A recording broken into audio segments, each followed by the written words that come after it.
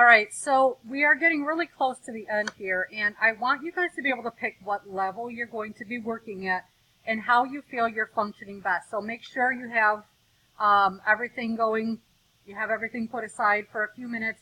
I want to make sure that we get everything going and we can have everyone's attention where it needs to be so that I can make sure you are as successful as possible. So the first thing I wanted to show you, it's on my YouTube channel. I will put the links on Google Classroom.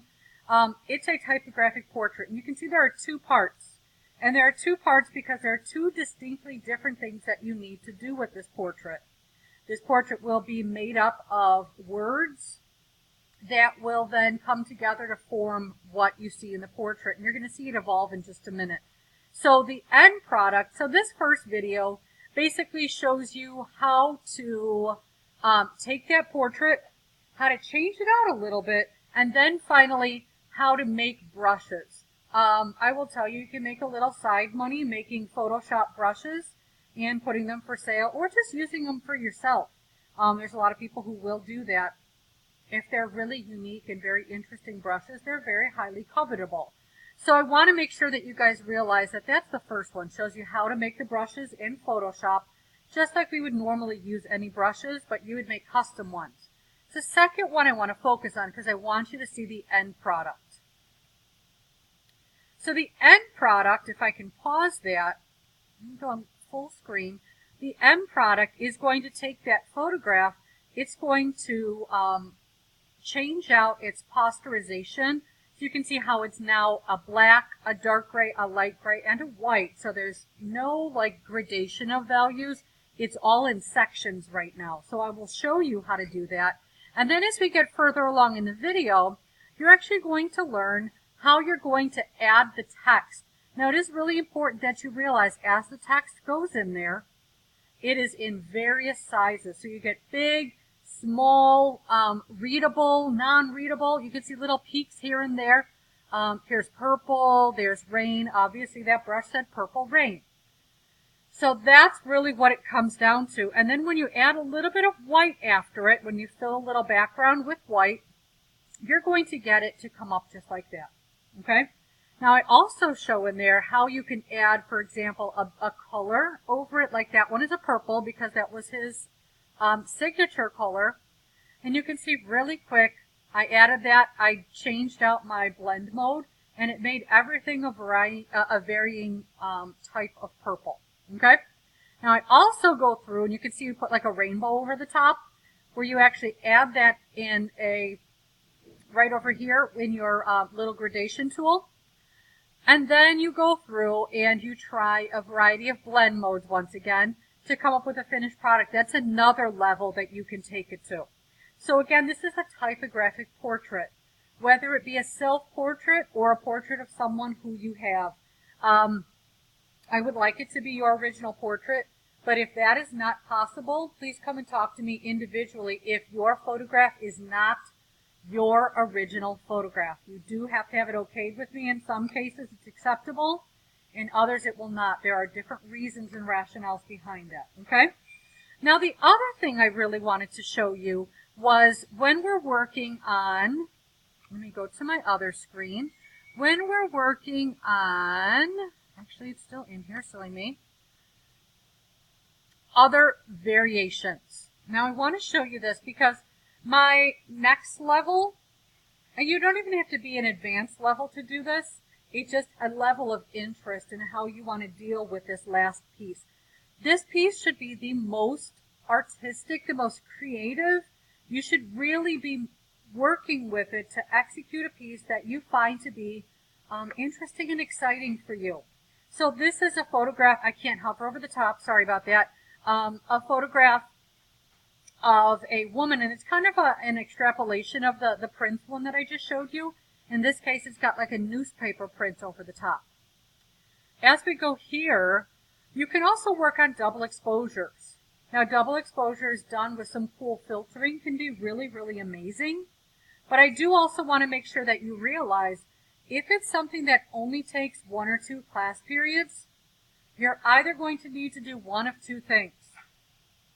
Well, one of 3 things. 1, accept a lowered grade, because this should be something that does sustain you over time. If it's not challenging enough for you to be utilizing 3, 4, 5 class periods, it wasn't challenging enough.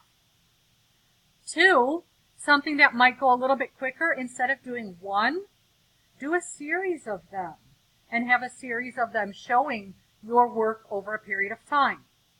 Or 3, go outside the box and make sure that you're picking something that gives you more challenge, okay? So again, you can see some double exposures here. These are a lot of portraits. Your final piece does not have to be a portrait. It can be a landscape, it can be a still life, you can work into abstractions. But you can see how really beautiful these images are when you're thinking about the colors that they are and how they're layered. You could utilize a variety of apps as well as Photoshop to get some of these things put together. So that's kind of where we are with this piece. Again, these should be the most interesting and kind of pushing the envelope here in terms of what your photographs are all about. So I want to make sure that you do have a good picture for that, okay? So if I keep going, you will see a few in here that are actually quite intriguing. These, again, they're portraits, but they don't have to be. Imagine this being like an amazing vase of these gorgeous tulips, where you're taking them from different angles and then layering these images on top. Maybe you're a three-dimensional person, you want to actually print it out and make something that's a little bit more 3D. Or you can simulate it by putting drop shadows in Photoshop. So that's, again, one way. Another way of taking it, and that's a black and white. You can see that there are varying ones done in color. This one happens to be the same person, just 2 different views. Another, I loved this one, absolutely stunning image. It's the same image, just moved over. And then once it's spaced apart, you're getting these really interesting things happening. But again, having a lot of fun with it, I think, is the most important way of treating this this last major project, okay? As I keep going in here to show you a few more examples, I do want you to see something that is not necessarily based upon a landscape. I'm sorry, a portrait. Let's look at this one. It's not all photographs per se. Some of them look like illustrations a little bit. But again, getting really creative and really artistic with how it is you're using your photography, and collaging or looking at montage, looking at how those things kind of come together to create a finished work. I think, oh, that's one. There's another version right here. Again, this is, sorry, it's blurry. I kind of zoomed in. It's a landscape done in varying layers with different amounts of color added as well. Another piece that just has some it's got some really cool artistic references. If you recognize Matisse, you'll see some of his works in there kind of woven in.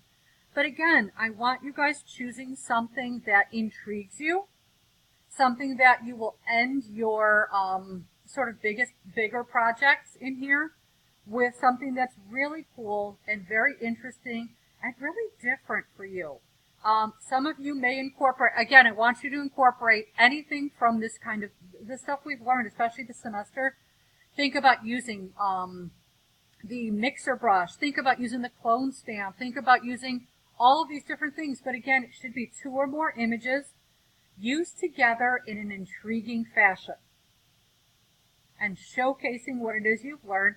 And I really would love to see your style and where you're going with it. Again, just a reminder, these videos are on YouTube. I will start doing some demos tomorrow.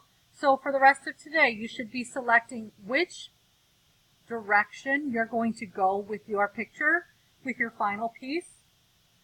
Where are you going with it? What kind of photograph or photographs do you need? And then from there tomorrow, for those of you who are going into this one, I'm going to start doing a demo. You'll have the videos as reference, but I also want to do a demo that kind of takes you step by step as well. So from there, get those photographs and make sure they are original or they have been okayed through me if they are not original. And we are basically going to begin on this process tomorrow. So make sure you have all those images, and we'll go from there.